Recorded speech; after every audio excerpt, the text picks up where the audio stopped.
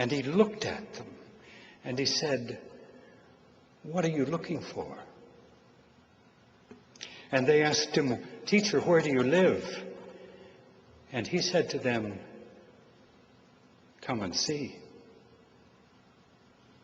And this, in John's mind, is how you begin with Jesus. You're looking for something. You get close enough to Jesus for him to notice you standing there. And he says, "Come and see." That's how you begin. Come and see.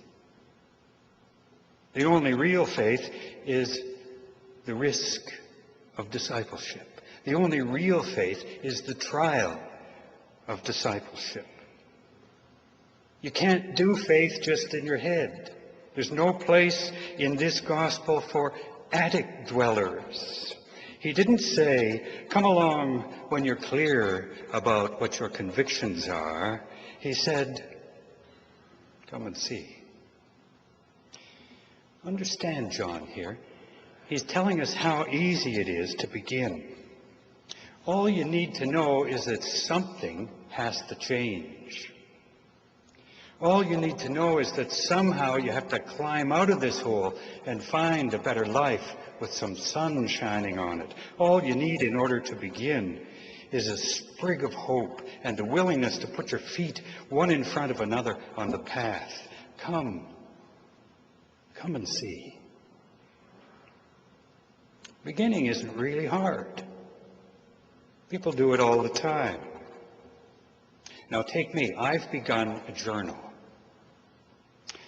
And, it's really easy to begin a journal. I've probably begun a journal 40, maybe 60 times in my life. Piece of cake. People begin all the time. They say, "I think I'll begin a carpentry project. I think I'll begin a prayer life." Do you ever begin one of those? People say, "I think I'll begin a marriage." Are you beginning something today? "I think I'll begin a career." It's not beginning that's hard. Piece of cake. People do it all the time. It's the beginning all over again when things haven't turned out so well. Now that's hard. It's beginning again for the 40th time when your best dreams lie dead in the hills. Now that's hard. It's beginning again when you're choking on the sham and the drudgery and the broken dreams. Now that's hard. How do you begin again when your heart is broken? When your heart is broken. It's going to take a miracle to get you across that dirty ditch of resentment and shame. It's going to take courage for you to put your feet on the floor and decide you're going to live another day. Hope requires that somehow the state of your heart is disconnected from the state of the evidence of your life. The state of the heart independent of the state of the evidence in which you live, which is to say that hope is an inexplicable gift of the Spirit, an absolute barefaced miracle.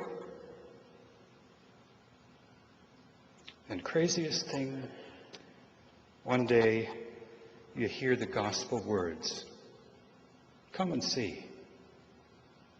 And one day you find yourself carrying your improbable life into a place like this. And you hear yourself say, "My mother is not going to believe I did this." And it's this beginning again that brings us to the story of Lazarus. Lazarus. In John's Gospel, Lazarus is present, but he never speaks.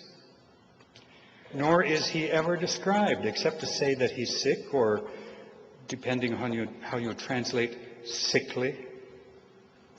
He's cared for by two sisters, Martha and Mary. And his home interestingly enough, is described not as the house of Lazarus, but as the house of Martha and Mary. Now, isn't that an odd thing in such a patriarchal culture, to have a man's home named for his sisters, the home of Martha and Mary? Jean Vanier thinks perhaps Lazarus might have been handicapped, or perhaps disadvantaged in some way, that required special love and extra care. When the sisters sent a message to Jesus about Lazarus, they told him, "Jesus, the one whom you love is sick."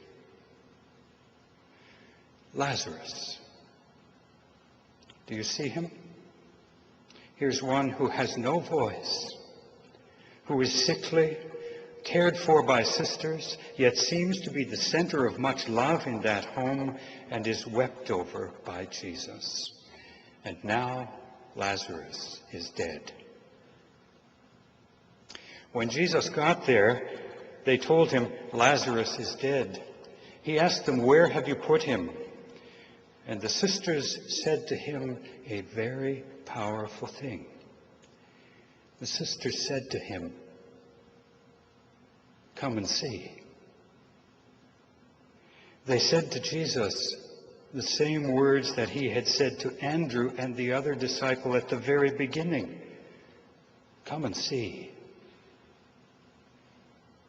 Come and see is not only the way of beginning, it's also the way of beginning again. When the light has gone out and the music of the life has died, then the teacher must be taken to the place where death has come to reign. And isn't that odd that it's not Jesus leading the disciple here? It's the disciple leading the teacher here. This is different. This is backwards. Now we have to show Jesus where our life lies behind a great stone. Jesus, come and see. We have to lead him to the place that must not be opened because it's been 4 days. Or has it been 4 years? Or has it been 40? Nobody would want to get too close to that. Come and see. This is all so strange that in the end it is the disciple who must lead the teacher to the critical place. Remember David, how we walked together through the church? Remember David, how he brought his stricken life into that place that day to pray? Don't you think that was his purpose? To say somehow to Jesus, or at least to some dismal stand-in for Jesus, come and see. Teacher, come and see. Take a look at my life and what has happened. Beginning requires following Jesus. Beginning again requires leading Jesus to that place. It's so quiet there, that place. It's so over there, that place, where the voice we loved has been silent so long, where the voice we were has been silent and fallen still.